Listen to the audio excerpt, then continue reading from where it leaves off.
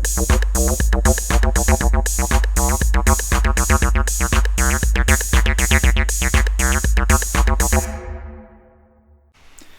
voulais montrer comment créer ce genre de bras cartoon et on va faire appel au Bendy Bones et à la contrainte Stretch To.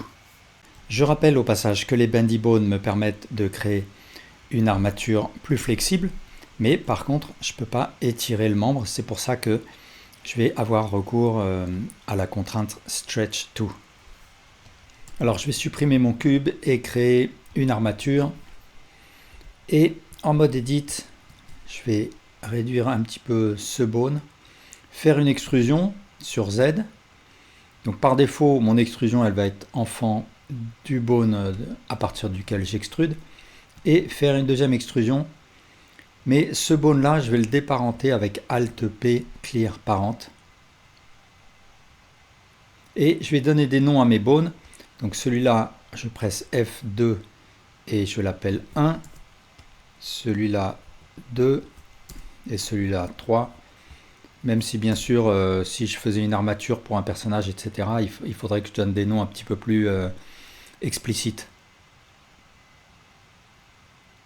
Alors après, je vais dans le panneau Data et sous Viewport Display, je vais activer In Front pour que je puisse voir mon armature par transparence. J'en aurai besoin tout à l'heure.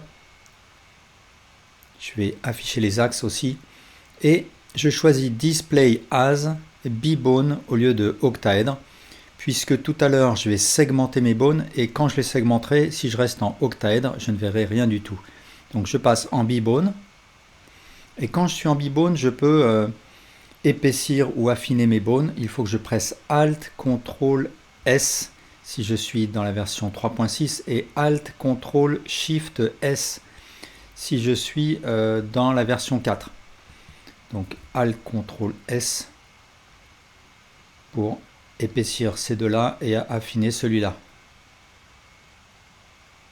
Après, je sélectionne celui-là et dans le panneau Bone, je vais sous Bendy Bone augmenter la quantité de segments. Je vais mettre 6 segments et ça va me permettre de créer un bone souple. Donc même si je suis en octaèdre, cette segmentation a lieu, mais là, pour l'avoir, il faut vraiment que je sois en B-Bone. Alors, par contre, si je déplace celui-là, je vois pas mon bone ne suit pas. C'est là que va être utile la contrainte de type Stretch To. Donc, je passe en mode pause. Je sélectionne mon bone central. Je vais dans le panneau des contraintes de bone. Et là, j'attribue à mon objet une contrainte Stretch To. Alors attention, pas confondre le panneau où il y a les contraintes de bone avec le panneau où il y a les contraintes d'objet. Là, je suis bien dans le panneau contraintes de bone. Alors après, je vais désigner comme target ce bone là. Donc il faut déjà que je pointe l'armature dans laquelle il se trouve. Et ensuite, bone, je choisis le bone 3. Et maintenant, je peux voir que mon armature, mon bone central s'étire. Par contre, si je fais une rotation là, mon bone ne se tord pas.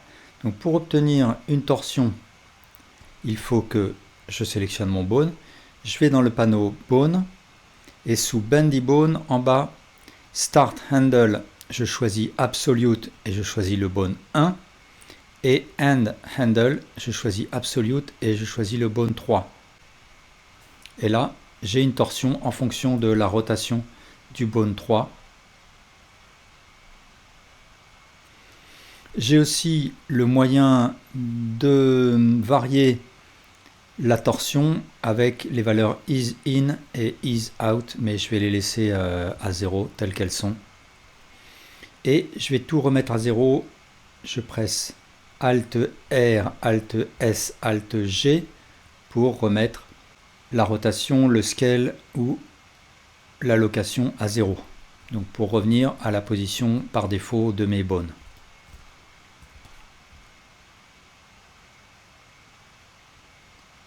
Alors dernière chose à laquelle il faut faire attention, c'est l'option déforme de mes bones.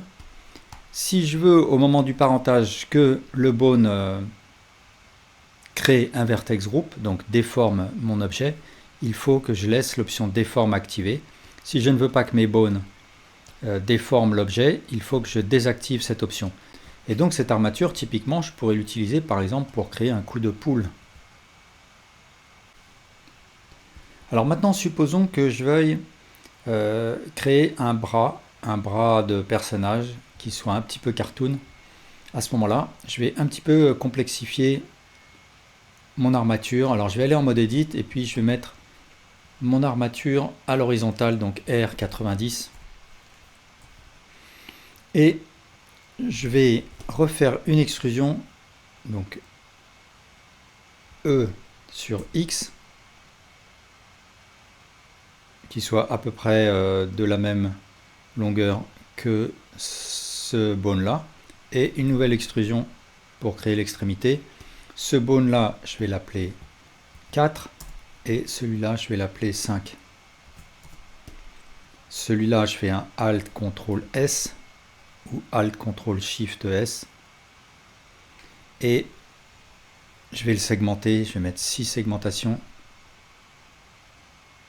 Ce bone là, je le déparente, Alt P, Clear Parent. Je passe en mode pause et ce bone là, je vais dans les contraintes de bone et je lui attribue un Stretch To en désignant le bone 5 comme target et ça fonctionne. Il faut que je pense aussi à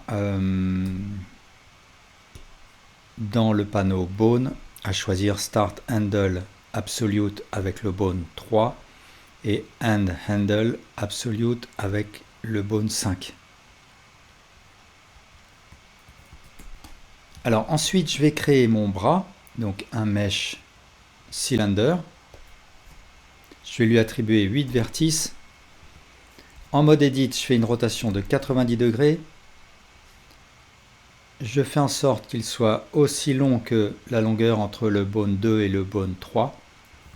Donc SX et ensuite S Shift X. Après CTRL R pour créer une suite d'edge loop. Et avant de parenter mon cylindre à mon armature, je vais veiller à ce que les bones qui me servent de contrôleur n'aient pas leur option déforme activée.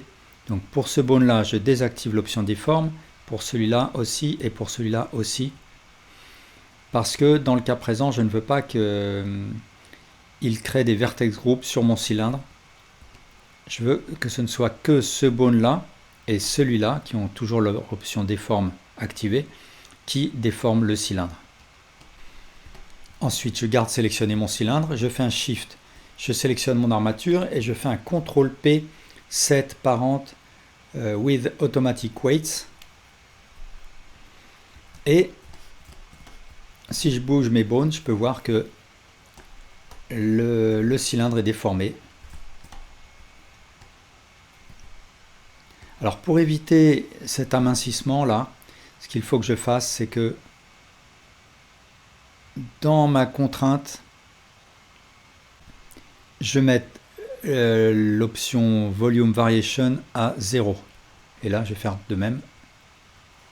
Et de cette manière-là, il garde toujours la même épaisseur.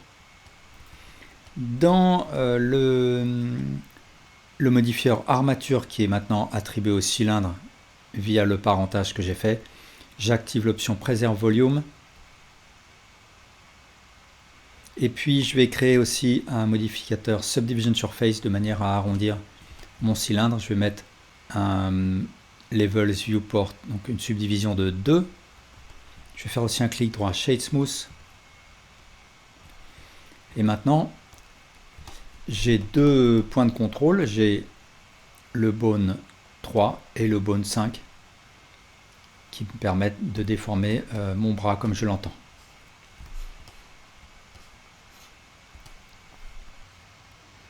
Dernière précision, si je fais un scale de mon objet et de mon armature et ensuite je fais un CTRL A Apply Scale, Ça va mettre le bazar là dans le stretch. Ce qu'il faut que je fasse, c'est que je sélectionne mes bones. Et ici, je ferme Original Length.